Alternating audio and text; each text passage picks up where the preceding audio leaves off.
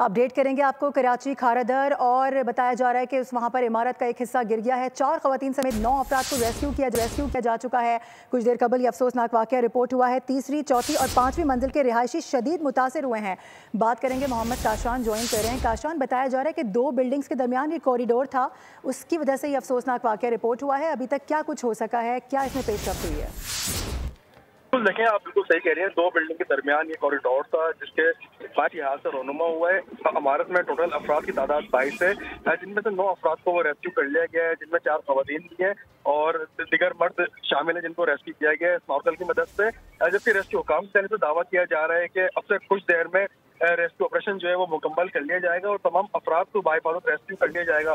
इस टीम में जैब अकोबा में मौजूद हम देख रहे हैं कि 5 मंजिला ये इमारत है जिसका जीना गिरा था, जिसके बाद तमाम अफराद जो है अंदर महसूस हो गए थे। अब तमाम अफराद बताया जा रहा है कि 9 अफराद को मुकम्मल तौर पर रेस्क्यू कर लिया गया है, जिनमें से 22 अफराद है उनको कुछ देर में रेस्क्यू कर लिया जाएगा। जी ठीक है काशान, इस हवाले से आपसे जानते रहेंगे। फिल वक्त तफसीलात देने के लिए बहुत शुक्रिया।